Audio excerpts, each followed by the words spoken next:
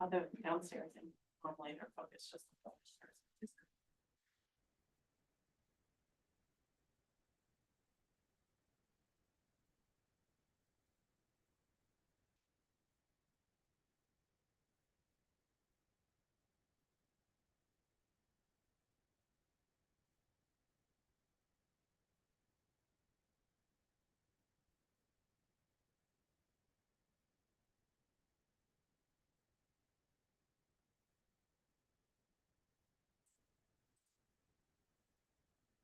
We got there and I think I was gonna say, hey, and it was busy and it kind of, people, and so I just. and it stayed busy. You're talking about this year. Yeah, we won't be there though. I mean, I would be if it was just me, but try to get done that one this weekend. That's true. I should love that, but Yeah, he's not a morning person generally. He would think differently with the schedule, but so he embraces it when he gets his thing done.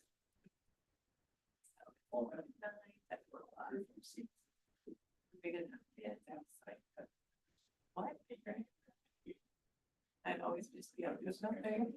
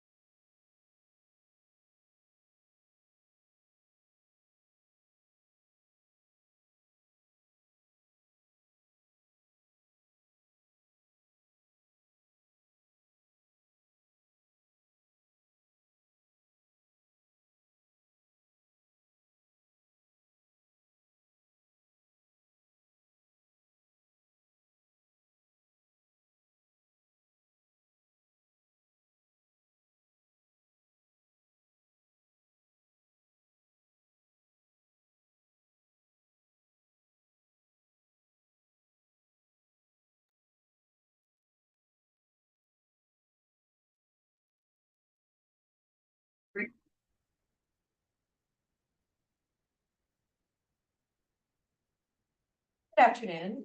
Let's open the meeting of the Deschutes County Board of County Commissioners for July 15, 2024. Commissioner DeBonne is on his way and will be joining us in a minute. Thank you, Commissioner Chang, for joining us timely. Let's open with agenda item number 1, please. Good afternoon. Maybe we should shut that door, please.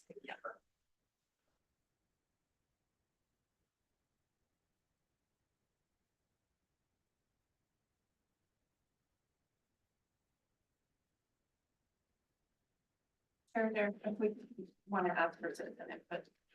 Okay, citizen input. Is there anyone with a raised hand? No one's in the room. Any raised hands, Brenda? Do you see anything? Thank you, Ms. Riley. Okay, there are no citizen input. Thank you. We will be having a meeting Wednesday at 9 a.m. Or to join us then. So go ahead. And to item number 1, Kim Riley with County Legal.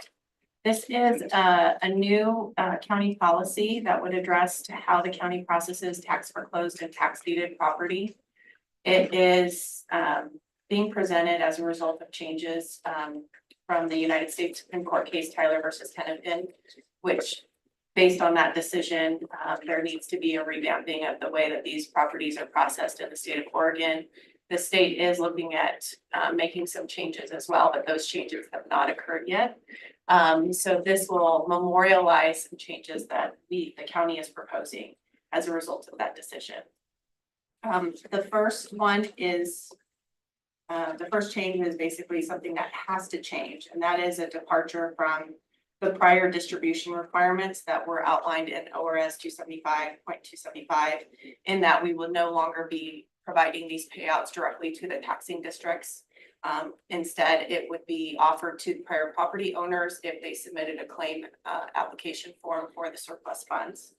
The second one would be the requiring of the holding of any unclaimed funds in an interest-bearing account for a minimum of 2 years. That is something that we are required to change pursuant to House Bill 4056 that was recently passed by the legislature. The next one are more policy decisions for the board. And this is something that staff has presented, which we believe is the best practice for the processing of these types of properties. The first one is that we would encourage the sale of all tax deeded properties at public auction. So previously, and also Christy Bollinger, our property manager, is here if there's any questions regarding how the process was previously done. But when we would choose properties for the annual public auction, it was usually we would hand select certain properties in an effort to not flood the market with the number of these properties, and also hopefully solicit the highest price for these properties without having too many properties at the same time. This policy would actually require us to list all of the foreclosed properties with limited exceptions. The property manager would still be able to hold back certain properties such as non-buildable lots and things like that. So that's one change that we are proposing to the way that we previously processed these properties. The second one would be that purchasers of these properties would be required to pay for the properties in full. We would no longer provide any type of loans for the purchase of these properties. Reason being is that the surplus funds have to be paid back to, if they are claimed, have to be paid back to the property owners, and staff does not think it would be wise for the county to obviously fund those payments to the prior property owners. Lastly, we are proposing a 90-day claim period for the prior property owners to claim any of the surplus proceeds from these auctions. So currently under case law, there is a case, it's Nelson versus City of New York, where you can have a shorter window for claiming the surplus proceeds. We're proposing a 90-day period, and if they don't file the claims application within that period, then their claim to those proceeds would be waived. A question, you said the court case authorizes less than 90 even? It does. 30, or is it obvious, or That just case, it was 20 days. 20 days? Okay. So I will say that currently in the work group that's being done at the state level, I think they're contemplating a 2-year period. Obviously, there's no legislation or anything regulating that at this point. So we're proposing a 90-day. And then if it's changed at the state level, we would change it at that time. And I had highlighted that earlier. There'll be a lot of focus on this. 90 days does seem like the right time. Let's let the legislature tell us if that's not the right time. Yeah, I'm supportive of 90 days, but it is kind of a interesting point to think about, you know. Because somebody will come in and say, oh, I didn't know that 90 days wasn't enough. Somebody will say it, yeah. I have no doubt. Yeah. But I support that 90 days. And so I'm open for any questions if you have any. Otherwise, we would ask your support to approve the new policy. Question for Christy then. I mean, so this policy is going to go into effect and it's second week of July. What does that look like for those properties that are in the inventory now? Is there a big Well, as chunk of, of properties going to come all out of this? we'll have to work through that, right? Yeah. So right now there's a moratorium on tax deeds until I think January of 2026, I believe, For taking any. for taking any new. But as far as what's currently in policy, we do have our auctions on hold right now. So that's something we could consider, now that we're getting a policy in place that we could move forward with pulling some properties out of inventory and But isn't the auctioning. policy says that we are going to do this? For any new tax deeded New, properties, okay. correct. It Oh, don't okay, so that address our helps. That kind current of separates. inventory. Yeah. So Christy, how many properties are in our list? In That we haven't inventory, seen- Yes. in- oh, probably 350, somewhere in there. Okay, Commissioner Chang. When, where? I'd like to know whether other counties are basically going through the same exercise of developing new policies in response to the Supreme Court decision, and whether we're in consultation and coordination with them, or do we know whether they're doing similar things or not? There are a number of counties who have adopted similar policies. So our policy, we have made some changes to it, but we used the base of it came from Campbell County. Other counties have simply done an like a claims application form, which we also have. That was in attachment 1, which we're utilizing. And they haven't done a formal policy. The reason why we wanted to formalize our policy was that House Bill 4056 does say that you're to create a process. We do have a process in place, but we thought it would be best to actually formalize it in a policy. And so some counties have formalized it in a policy, some have simply just done the claim form. Thank you.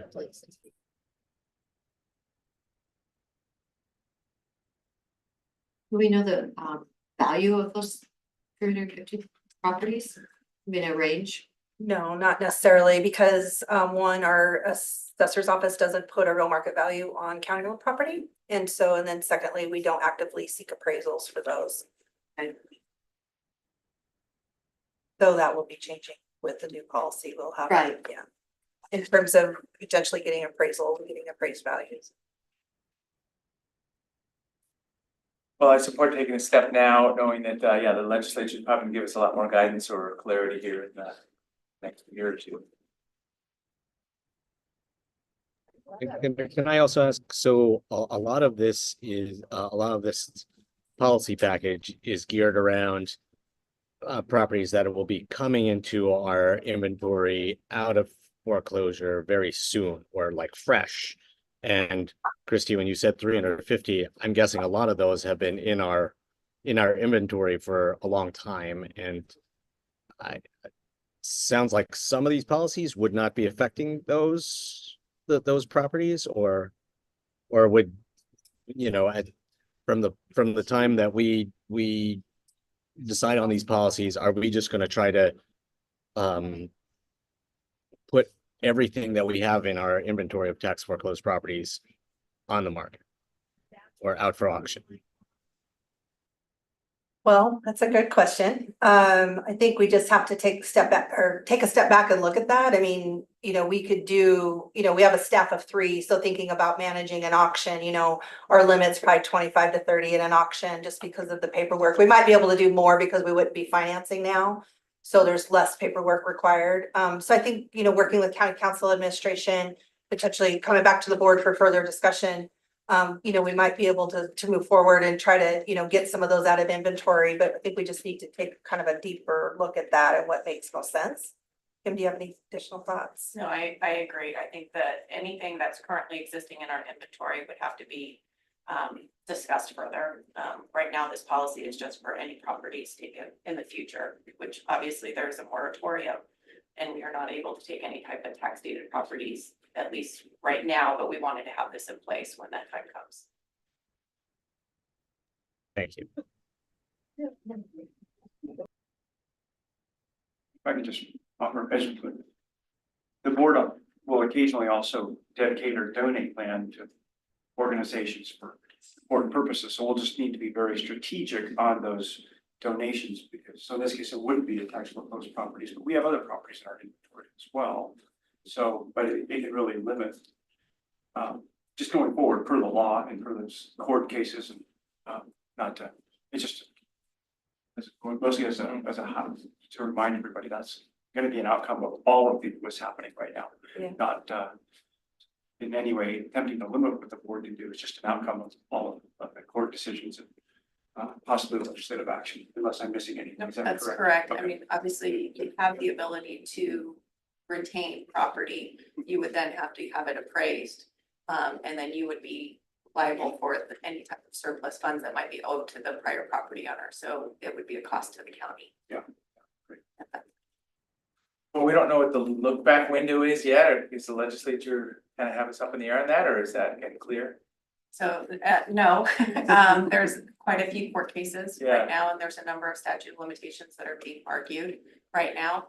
And there is also discussion concurrently going on with the work group about putting Yeah. some parameters on that look back period, so that there is no true. So it's in the guidance. courts and the legislature could give clarity. That's correct.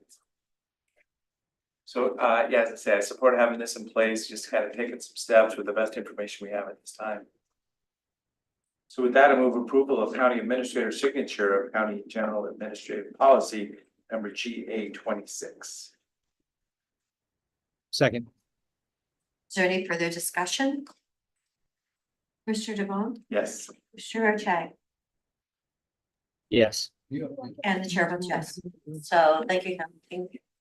What was it, 12 states that were doing this? Thereabouts, I don't have the exact number. I mean, it was like the states, there's like, as I said earlier, the states that have a very progressive income tax, there's like 12 of those, and I'm just wondering, I gotta see if they all match. Yeah. So we'll see if we can get rid of that too. Safety plan. Oh, wait, Sun River is here now. Thank you, Dave. Yes, commissioners, I gave you a heads up, but I believe by email recently, Sun River Service District through their managing board has reached out to county legal to ask if there is an opportunity to obtain enhanced legal services from us. As you know, for as long as I've been here anyway, and predating that, we provide in-house general counsel type advice to the Sun River Service District, to the fire chief and the police chief. Typically in a normal year, if you piled it all together, I'm gonna say it's somewhere between 5 and 10 hours in the course of a year. Maybe a busy year might be 15 hours of time. Tom Anderson and I kind of made a decision many years ago that we weren't gonna bill for that. We used to track that time, and once a year we would send the district a bill. And it was nominal, and quite frankly, it was more work administratively tracking that minimal amount of time than the money we brought back. So we decided that as long as it stays within those really reasonable limits, that we weren't gonna bill for that. So we don't presently track the time and bill for Sun River. They don't pay county internal service charges like 911 does, 911. These would be enhanced services. Things like litigation support, wouldn't be litigation per se, because they're insured with special districts, and so special districts, in the case of litigation, hires the outside counsel and manages the litigation, but things like labor grievances, collective bargaining agreements, things of that nature is what they're necessarily looking for. And then just some day-to-day advice. They have a new police chief there, and Kim and I were talking about that today. He's reached out to both of us numerous times of late with some questions before making some decisions.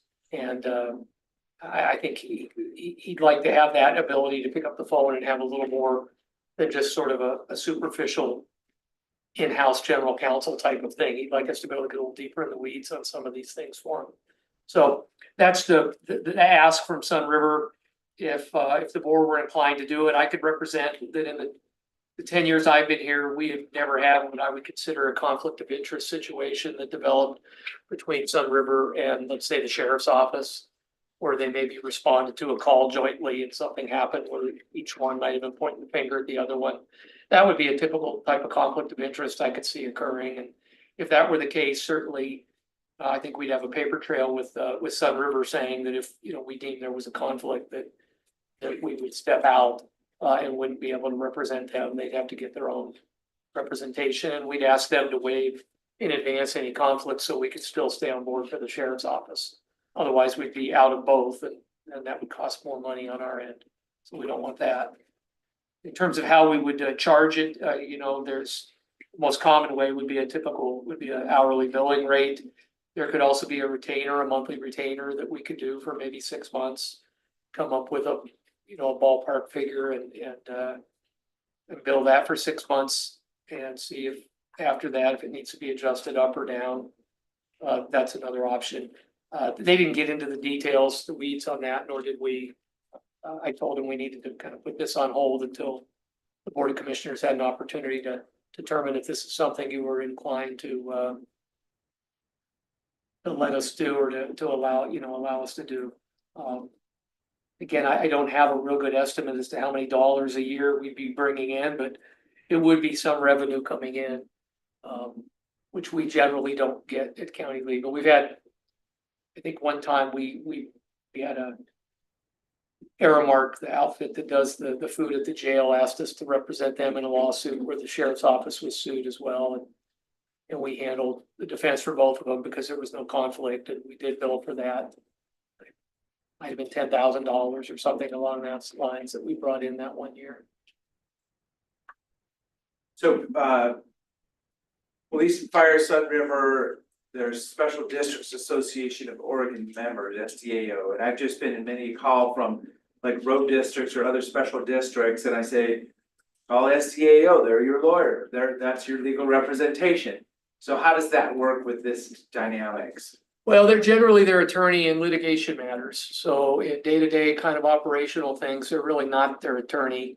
And so I think that's more what the chiefs are looking for in this scenario is something pre-litigation. Legal relationship that needs to be defined with SDAO. I guess that's my thought, so when SDAO says, oh, so you called the county for legal advice and now you're calling us, how, where does that relationship happen, or does something cut over, or who makes that call?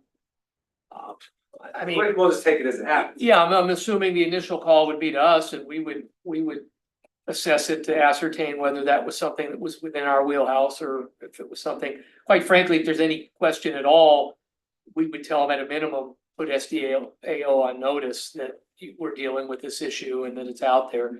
Sometimes certain employment type issues that might come up, if you let SDAO or CCIS, if you're covered by them, know in advance, they'll provide some services, basically pre-claim services that they'll vet some of these issues with you. And so we would always direct them there. But I think that the lion's share of what they want is to be able to pick up the phone and say, hey, we got an incident that is occurring or just happened. What do you suggest? Are we able to do this, or are we not able to do that? And it's obviously of a civil nature. If they want to know whether they can pop a trunk and get something out of the trunk, they're going to call Steve Gunnels for that. We're not going to give them that advice. That's not what we do. But so that's kind of what I envision. I think it'd be a work in progress, frankly, over the first period, whatever that is, to kind of see what that entails. Like I say, the new chief, I think, is much more proactive with wanting to reach out to legal.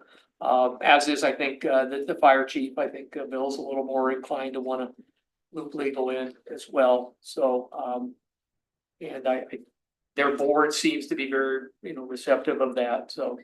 So, and then this is an expectation, they're saying we'd like to raise the level of legal representation and we're willing to reimburse for it. I mean, that's what we're talking about. Correct, because if we are not able to do it, then they're gonna have to go buy it on the open market, and that's gonna be, somewhere in that, probably closer to the $400 an hour range than the 200.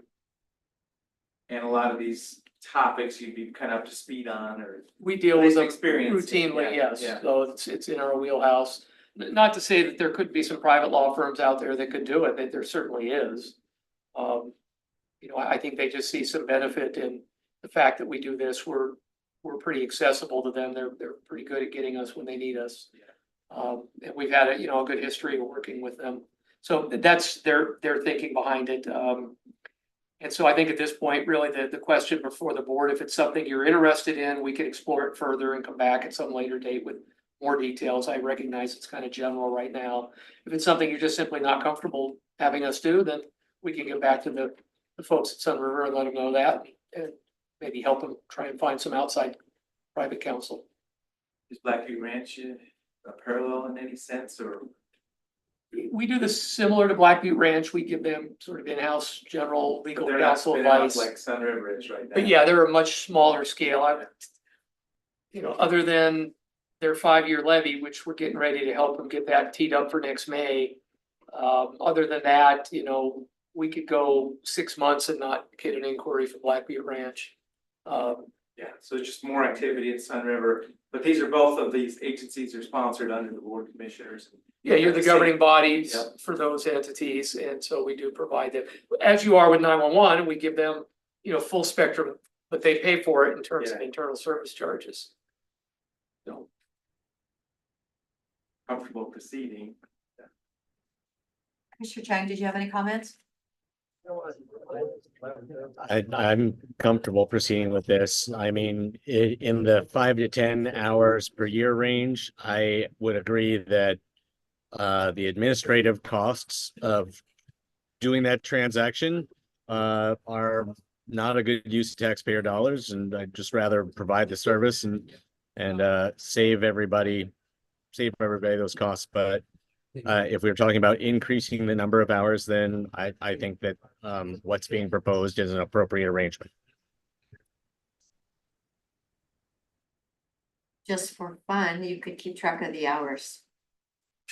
Just for fun. I mean, I used to have to bill by the quarter hour when I was at the CPA firm, so, you might be I used to go by surprised. the 10th of the hour on Yeah. all those Me too. days. So you might be surprised, it might Yeah. be more, but, and if it is, then. I can go back and extrapolate. I'm pretty comfortable. It's pretty nominal, and that's why Tom, as you recall, Tom was he had his eye on the bottom line, and to get him to agree that we didn't need to build them, I had to show him back then that it was very nominal, the amount of time that we did invest. Well, and maybe, go ahead and have that discussion about a retainer, even if it's just, whatever the estimate amount is, because that helps, they'll feel more comfortable calling. Yeah. Knowing that that's a service that you're paying for monthly, or whatever the relationship is, so I don't mind having that conversation either.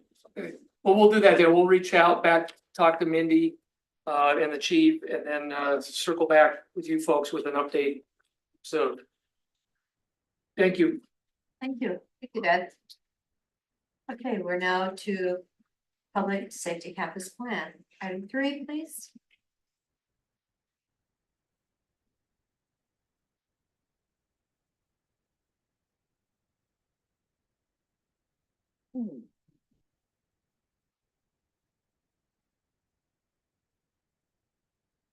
Good afternoon, Commissioners. Lee Randall, Facilities Director. Eric Nielsen, Capital Improvement Manager. We're pleased to be here today for the board to consider the adoption of the 2024 Public Safety Campus Plan. The effort began in 2022 with the design team working closely with the steering committee and stakeholders from across the campus. The plan aims to anticipate campus-wide needs over the next 20 years. The team worked with a broad group of staff and partners on campus to identify key operational components and core services for each group on campus. The plan is intended to be a flexible document able to accommodate changes, a living document that we can revisit regularly. In May, the board directed staff to meet with the city of Bend to gather more information regarding the potential development of a managed residential facility on campus. After the meeting, we prepared a memo which we've attached for this meeting and which we had shared previously with the board. The memo summarized the information that we gathered and itemized a few proposed next steps if the board were interested in further pursuing this concept of a managed residential housing. That's the summary of where we've been over the last couple of years, in the last few months. And we're available and happy to answer any questions you may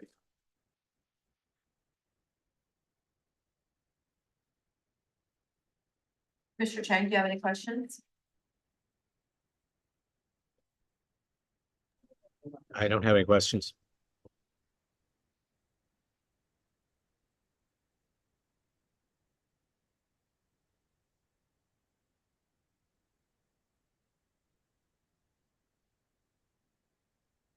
So I'm supportive of proceeding. This is a big picture, you know, with the steps 5 and 10, 20 years out. Really gives a structure of proceeding with, you know, how much is the next thing gonna cost, you know, in bite-sized chunks, and they're all big bites, obviously, but it really is a valuable roadmap for development and growth in that footprint. I think last time we talked about this, the auto shop and search and rescue, you know, they're already feeling tight, but everybody's ready for some moves out there, so I'd like to get this thing landed.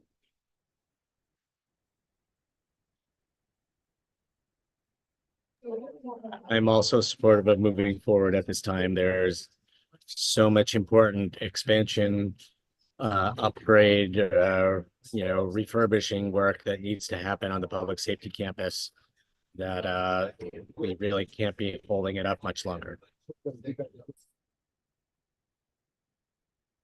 Since you're in the room, is that Greenwood Properties sale still happening?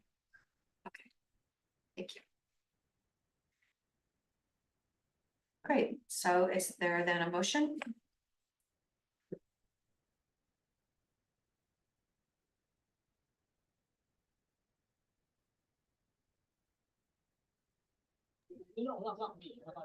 I can move approval of document number 2024-389, adopting the 2024 Deschutes County Public Safety Campus Plan.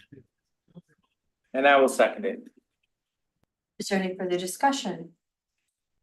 So that, you know, housing unit at the end of the road there, I know that was something that was looked into, and the memo provided information on that, so. You know, I'm not supportive of proceeding with that at this time. Let's get this thing going and see what we can do for the value of public safety here. We still have some other things to discuss, you know, future housing for the probation folks if you want to go down that path, but I'm supportive of separating that at this time.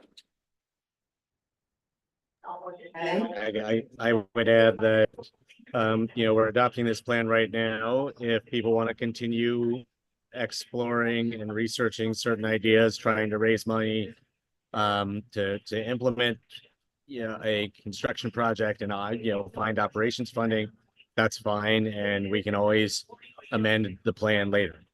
But you know, I don't think that those concepts are mature at this point, and we can't hold up everything else that's happening on the public safety campus. Well, to quote Lee, it's flexible and we can always have changes. I think that's what you said at the first, so Yes. we will hold you then. Okay. It's little words, flexible with changes perhaps. So anyway, calling for the vote, Commissioner Chang, Yes.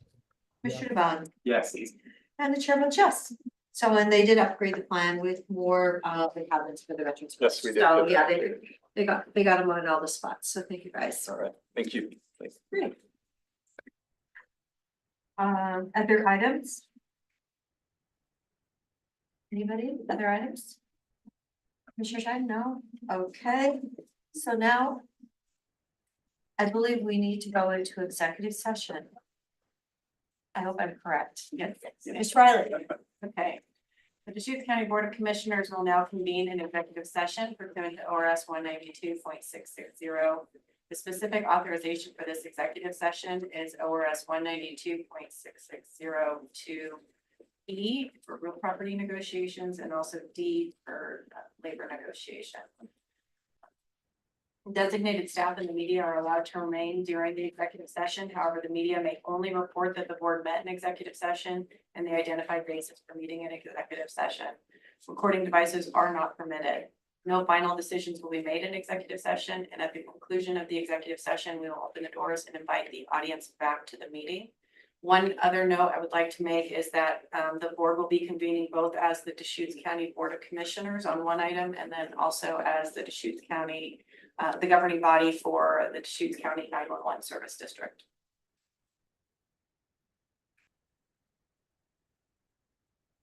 okay, all right, so let's go to item E then. I believe that was first. We're gonna need to transition on Zoom, because Yes, transition. We've got, Commissioner Chang, I just emailed you the link.